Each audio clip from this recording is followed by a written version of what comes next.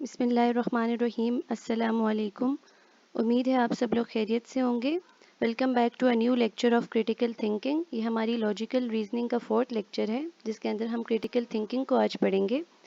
Critical thinking को आगे लेकर चलने से पहले आपको ये बताती हुई चलूँ कि पीएमडीसी के सिलेबस में क्रिटिकल थिंकिंग के लिए उन्होंने एक पैटर्न दिया है जो कुछ ऐसा है कि वहाँ पर एक पैसेज दिया जाता है। उस पैसेज के बाद आप लोगों को 2-3 क्वेश्चंस दिए जाते हैं जो आपको क्रिटिकल थिंकिंग करके उस पैसेज से रिलेट करके और सारा मतलब प्रोसेस करके जो टिप्स एंड रूल्स मैं आपको अभी बताऊंगी वो अप्लाई करके फिर आप लोगों को ऑप्शंस दिए जाते हैं। ऑप्शंस कुछ ऐसे होते हैं: true, false, probable true, probable false और इनसफिशिएंट डाटा। तो इन सारे ऑप्शंस को देखते हुए फिर हमें अपनी पैसेज के साथ अपने क्वेश्चंस को रिलेट करके बताना होता है कि कौन सा ऑप्शन करेक्ट है। सबसे पहले देखते हैं कि क्रिटिकल थिंकिंग होती क्या है। क्रिटिकल थिंकिंग एक ऐसा प्रोसेस है इवैल्यूएशन का जिसके अंदर हम अपनी रीज़न और लॉजिक को यूज़ करके बताते हैं कि क्या ये जो इन्फॉर्मेशन है ये ट्रू है, प्रोबेबली ट्रू है, फॉल्स है, प्रोबेबली फॉल्स है या इनसफिशिएंट डाटा है कि इसको हम ट्रू और फॉल्स नहीं कह सकते। या हम क्रिटिकल थिंकिंग को ऐसे भी डिफाइन करते हैं कि क्रिटिकल थिंकिंग एक ऐसा इवैल्यूएशन का प्रोसेस है जिसके अंदर फॉल्स इन्फॉर्मेशन को ट्रू इन्फॉर्मेशन से अलग किया जाता है और रीजनेबल इन्फॉर्मेशन को अनरीजनेबल बिलीफ या इन्फॉर्मेशन से अलग किया जाता है। अब ये जो प्रोबेबल लिखा हुआ है, देखो प्रोबेबिलिटी क्या होती है कि 50% चांस है कि वो चीज़ होगी और 50% चांस है कि वो चीज़ नहीं होगी। तो प्रोबेबली फॉल्स का मतलब ये है कि 50% this option is correct and 50% option is false. Same is the case with probably true के मतलब 50% वो चीज़ ठीक है और 50% वो चीज़ गलत है। अब क्रिटिकल थिंकिंग के क्वेश्चंस को सॉल्व करने के लिए कुछ टिप्स आप लोगों को अपने जहन पर रखनी है। जो टिप्स ऐसी हैं कि पहली टिप है रीड एक्टिवली। जो पैसेज आपको दिया जाएगा आपने उसको बहुत अटेंशन से और बहुत एक्टिवली रीड करना है। उसके तमाम पॉइंट्स, आर्ग्यूमेंट्स और एविडेंस जो उस पैसेज के अंदर गिवन है उसको अंडरलाइन करना है। ठीक है। जैसे अगर आपको क्लाइमेट चेंज का कोई पैसेज गिवन है तो आप लोगों ने उस क्लाइमेट चेंज के बारे में, अगर ग्लोबल टेम्परेचर्स गिवन है या कोई भी सी लेवल्स की वैल्यूज़ गिवन है तो आपने उसको अंडरलाइन कर लेना है। इसी तरह दूसरी टिप है कि आइडेंटिफाई द मेन आइडिया। आप लोगों को डिटरमिन करना है कि मेन आइडिया पैसेज का क्या है। फॉर एग्जाम्पल, अगर आपको पैसेज गिवन है बेनिफिट ऑफ एक्सरसाइज के बारे में तो मेन आइडिया ऑब्वियसली एक रेगुलर फिजिकल एक्टिविटी होगा जो कि हमारी हेल्थ को इम्प्रूव करेगा। इसी तरह थर्ड टिप है रिकग्नाइज टोन एंड पर्पस। मतलब कि आप लोगों ने पैसेज का टोन देखना है कि क्या पैसेज किसी चीज़ के अगेंस्ट नेगेटिव में जा रहा है, किसी चीज़ के पॉजिटिव यानी इन फेवर जा रहा है, या वो पैसेज न्यूट्रल है, ना वो किसी के अगेंस्ट और ना वो किसी के हक में है। तो उसका पर्पस क्या है, क्या वो जो पैसेज हमें बता रहा है क्या वो हमें मोटिवेट करने के लिए है, हमें इन्फॉर्म करने के लिए, या हमें इंटरटेन करने के लिए है। उसके बाद फोर्थ टिप है कि आपने कीवर्ड्स को स्पॉट करते जाना है साथ साथ। जैसे ही आप पैसेज को रीड करो साथ साथ अपने कीवर्ड्स को स्पॉट करते हुए जाओ। जैसे फॉर एग्जांपल यहाँ पर अगर हमें कोई पैसेज गिवन है रिन्यूएबल एनर्जी सोर्सेज के बारे में तो हम लोग यहाँ पर ऐसे वर्ड जैसे सोलर, विंड, हाइड्रो इलेक्ट्रिक इनको हम अंडरलाइन करते हुए जाएंगे। उसके बाद अगर हम लोग देखें तो एक और टिप है कि use context clues. Context clues क्या होते हैं कि कॉन्टेक्स्ट कॉन्सेप्ट के अंदर, या हम कह सकते हैं कि ऐसी चीज़ें होती हैं, if a term or concept is unfamiliar try to understand it based on the context of the passage. कुछ ऐसे मुश्किल मुश्किल वर्ड्स अगर हमें पैसेज के अंदर गिवन है कि हमें उसकी समझ नहीं आ रही तो उसको पैसेज के पिछले और अगले वर्ड्स और सेंटेंस और कॉन्सेप्ट से रिलेट करो। इसको बोलते हैं कॉन्टेक्स्ट क्लूज़। ठीक है। जैसे अगर कोई पैसेज न्यूरोलॉजी से रिलेटेड है और आपको नहीं पता कि साइनैप्स क्या है तो उसका कनेक्शन देखो कि न्यूरोलॉजी में उसको किस तरीके से उस पैसेज में उसको आगे और पीछे इंफॉर्मेशन के साथ कनेक्ट करके चेक करो कि ये एक कनेक्शन है नर्व्स का। ठीक हो गया। इसी तरह फिर अगली टिप है एनालाइज रिलेशनशिप्स। कि रिलेशनशिप्स को एक दूसरे के साथ आपस में एनालाइज करो। देखो कि क्या कॉज एंड इफेक्ट रिलेशनशिप दिया गया है पैसेज में, कंपैरिजन दिया गया है, कंट्रास्ट दिया गया है, या क्या चीज़ दी गई है। तो अगर फॉर एग्जांपल आपको पैसेज दे रहा है कि आपने benefit of traditional education with online learning करनी है तो उसके बारे में फिर जितने भी पैसेज में आपको पॉइंट्स नज़र आ रहे हैं उसको अंडरलाइन करते हुए जाओ। मीन्स कि आपने जितना भी रिलेशनशिप पैसेज में गिवन है उसको आप लोगों ने एनालाइज करते हुए जाना है। फिर आपने क्या करना है, अगली टिप है रेफर टू एविडेंस। कि जितने भी आपके आंसर्स हैं उनको अपने पैसेज के साथ प्रूव करने के लिए अपने पैसेज में एविडेंस को ढूंढो कि क्या अगर ये ऑप्शन करेक्ट है तो पैसेज में इसके बारे में क्या लिखा हुआ है। अगर डायरेक्ट नहीं लिखा हुआ तो इनडायरेक्ट वे से इसको किस तरह से मैं प्रूव कर सकती हूँ कि ये ऑप्शन करेक्ट है। फिर अगली टिप है एलिमिनेट इनकरेक्ट ऑप्शंस के जितने भी इनकरेक्ट ऑप्शंस है उनको एलिमिनेशन मेथड के जरिए पहले से ही रिमूव कर दे ताकि आपको आंसर सिलेक्शन में कम ऑप्शंस में से आसानी से आंसर मिल जाए। फिर है कि हमेशा पूरे पूरे के पूरे पैराग्राफ को कंसिडर करके अपने आंसर को चूज करें, ना कि सिर्फ एक क्वेश्चन के ऊपर आप एक लाइन को पढ़कर उसका आंसर लगाएं। तो हो सकता है कि पिछली लाइन में उसी से रिलेटेड कुछ और लिखा और वो आंसर करेक्ट ना बन रहा हो जिसको आप देख रहे हैं। तो इसलिए कंसिडर द होल पैसेज। ठीक हो गया। और एक और बेस्ट टिप क्या है कि क्रिटिकल थिंकिंग को प्रैक्टिस करना चाहिए। प्रैक्टिस से आपकी ये डेवलप हो जाती है हैबिट और आप जल्दी से चीज़ों को अंडरस्टैंड करना सीख जाते हो। अब हम देखेंगे कि कौन सी ऐसी चीज़ें हम अप्लाई कर सकते हैं कि हमसे जो मिस्टेक्स होती हैं क्रिटिकल थिंकिंग के क्वेश्चंस में उनको हम अवॉइड कर सकें। तो पहली इंपॉर्टेंट टिप है कि बहुत केयरफुली और बहुत अटेंटिव होकर और बहुत ही ज़्यादा कंसंट्रेशन से आपने पैसेज को रीड करना है। दूसरी टिप है कि साथ साथ रीडिंग करते हुए आपने आइडेंटिफाई कर लेना है कि मेन पॉइंट्स इस पैसेज में कौन कौन से हैं। तीसरी टिप है कि आपने अजम्पशंस को भी एनालाइज कर लेना है कि क्या ये राइटर यहाँ पर ये ट्रुथफुली एविडेंशियल बात कर रहा है या राइटर यहाँ पे कुछ अज्यूम करके बात कर रहा है। अगली है कि आपने अपनी एविडेंसेस को भी सर्कल या अंडरलाइन कर लेना है, इवेलुएट कर लेना है कि क्या ये राइटर जो बात कर रहे हैं ये किस चीज़ को पीछे रखकर एविडेंस के तौर पर बात कर रहे हैं। साथ ही साथ कुछ काउंटर आर्ग्यूमेंट्स होते हैं उनको भी आपने कंसिडर कर लेना है कि क्या राइटर डायरेक्ट आर्ग्यूमेंट यूज़ नहीं कर रहा तो उसके बजाय किसी दूसरे तरीके से उस चीज़ को प्रूव कर रहा है, तो इस वजह से हमारा ये ऑप्शन करेक्ट होगा। इसी तरह एक और टिप है कि आपने जंपिंग टू कंक्लूजन मतलब डायरेक्ट आपने क्वेश्चंस को देखकर एक एक लाइन को रीड करके कंक्लूजन तक नहीं पहुंचना, बल्कि पूरे पैसेज को रीड करके उसकी अच्छे से अंडरस्टैंडिंग करके फिर आपने अपने आंसर को देखना है। यूज़ कॉन्टेक्स्ट अभी बताया कि अगर कुछ मुश्किल वर्ड्स या कुछ मुश्किल सवाल है जिसकी आपको समझ नहीं आ रही तो सबसे पहले पैसेज को रीड करें और उस पैसेज में गिवन इन्फॉर्मेशन के साथ उस चीज़ को रिलेट करने की कोशिश करें। फिर है continuous practice and revision of rules. बहुत इंपॉर्टेंट टिप है कि हम किस तरह से मिस्टेक्स को अवॉइड कर सकते हैं क्रिटिकल थिंकिंग के क्वेश्चंस में, तो वो बार बार प्रैक्टिस है और रिवीजन है जो रूल्स मैंने आपको बताए हैं उसकी। अब हम देखते हैं कि पीएमडीसी हमें किस तरह के क्वेश्चंस देता है और उनको किस तरीके से हमने सॉल्व करना होता है। सबसे पहले मैंने आपको जैसे बताया कि पीएमडीसी हमें एक पैसेज देगा। पैसेज देने के बाद वो हमें इस तरीके से क्वेश्चन देगा। ठीक है, क्वेश्चन डिफरेंट 3 भी हो सकते हैं, 4 भी हो सकते हैं, 2 भी हो सकते हैं। ठीक है, और फिर हमें वो इस तरह के ऑप्शंस देगा कि ऑप्शन ट्रू है, फॉल्स है, प्रोबेबली ट्रू है, प्रोबेबल फॉल्स है या इनसफिशिएंट डेटा है। अब हम सबसे पहले क्या करेंगे कि अपने रूल्स को जहन में रखते हुए बहुत ही थॉरली और कंसंट्रेशन से अपना पैराग्राफ या अपना पैसेज रीड करेंगे। पैसेज को रीड करें। The industrial revolution marked a significant shift in human history.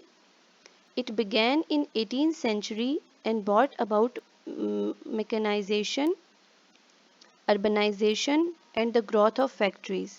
These changes had profound effects on society, including shift in economic structures and living conditions.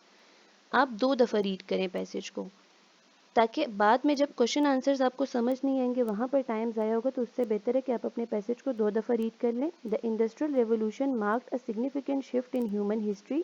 It began in the 18th century and brought about mechanization, urbanization, and the growth of factories. These changes had profound effects on society, including shift in economic structure and living conditions. पहला question है, Did the Industrial Revolution primarily lead to a decrease in urbanization? अब आप गौर करें, क्या यहाँ पर कुछ ऐसा बताया गया है कि ये डिक्रीज कर रहा है अर्बनाइजेशन को, बल्कि यहाँ तो बताया गया कि it began in 18th century and brought about mechanisation, urbanisation and the growth of factories, कि वो तो क्या कर रहा है। ये क्वेश्चन तो बिल्कुल गलत है। ठीक है, क्योंकि हमारी पैसेज में बताया गया कि वो अर्बनाइजेशन, मैकेनाइजेशन और ग्रोथ को इम्प्रूव कर रहा है, रिड्यूस नहीं कर रहा बल्कि इंक्रीज कर रहा है। तो ये ऑप्शन मेरी टोटली गलत है, इसलिए ऑप्शन बी फॉल्स। क्यों? क्योंकि पैसेज में मेंशन नहीं है कि वो डिक्रीज करे अर्बनाइजेशन को, ठीक है, ड्यू टू इंडस्ट्रियल रेवोल्यूशन, बल्कि वो इसके ऑपोजिट बात करे कि ये इंक्रीज कर रहा है, इंडस्ट्रियल रेवोल्यूशन अर्बनाइजेशन को इंक्रीज कर रहा है। क्वेश्चन नंबर 2 देखें, were the changes brought about by the industrial revolution solely related to factories? क्या जो चेंजेस इंडस्ट्रियल रेवोल्यूशन लेकर आ रहा है वो सिर्फ और सिर्फ फैक्ट्रीज से रिलेटेड है? आप अपने पैसेज पर नज़र दौड़ाएं। क्या वो सिर्फ और सिर्फ फैक्ट्रीज पर रिलेटेड हैं? गौर से देखें। It began in 18th century and brought about mechanization, urbanization and the growth of factories. तो क्या यहाँ पर ये चीज़ें नहीं लिखी हुई mechanization and urbanization? तो क्या समझ आई कि हमारा यहाँ पर ये क्वेश्चन भी बिल्कुल फॉल्स है, बिल्कुल ही फॉल्स है, ठीक है। Because passage mentions mechanisation, urbanisation and growth of factories indicated that changes went beyond just factories. ये हमें चीज़ें बता रही हैं कि सिर्फ फैक्ट्रीज की ग्रोथ नहीं हुई बल्कि साथ में मैकेनाइजेशन और अर्बनाइजेशन भी आया है। क्वेश्चन नंबर 3 अगर हम देखें, did the industrial revolution only impact economic structures?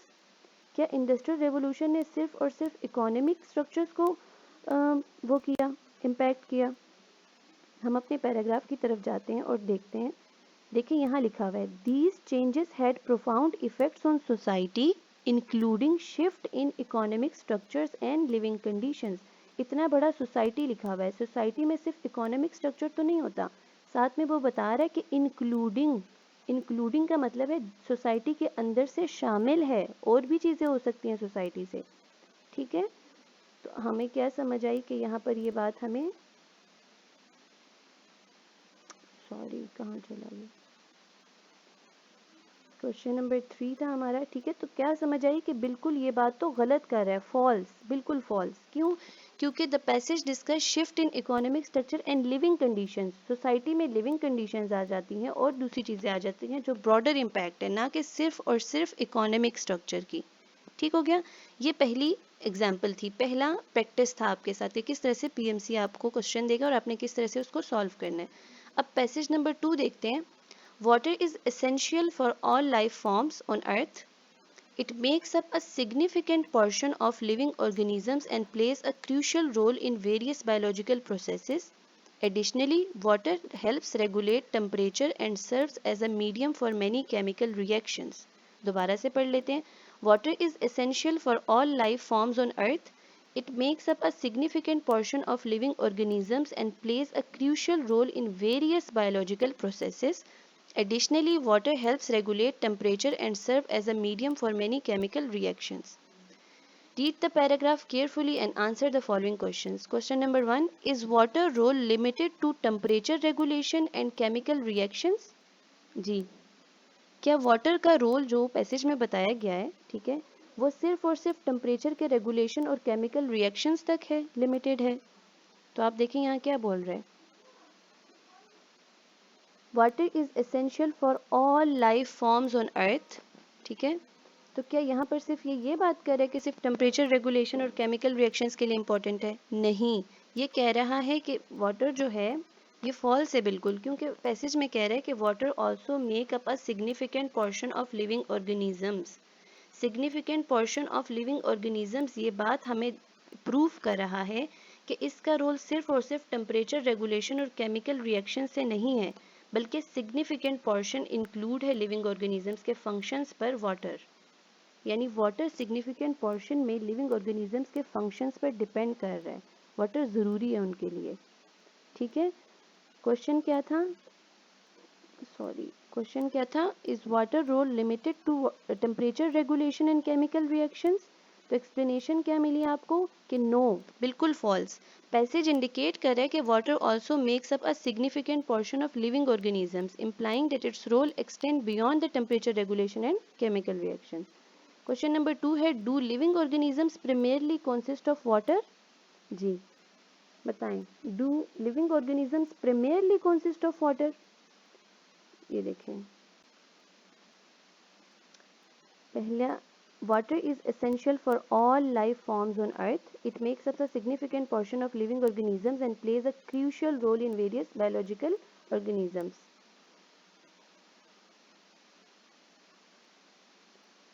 देखें, ये हमें बता रहा है, ओहो मैं कहाँ चली गई। क्वेश्चन नंबर 2 है कि do all living organisms primarily consist of water? तो बिल्कुल ठीक है। यहाँ पे हमें पैसेज में बताया गया कि water makes up a significant portion of living organisms, इस वजह से यहाँ से इंडिकेट हो रहा है कि living organisms primarily consist of water, ठीक है, क्योंकि सिग्निफिकेंट पोर्शन जो लिविंग ऑर्गेनिजम्स का है वो वाटर से बना है। तो ये प्रॉपरली इंडिकेट करे कि वाटर बहुत ज़्यादा primarily consist करता है लिविंग ऑर्गेनिज्म पूरा का पूरा पानी पर।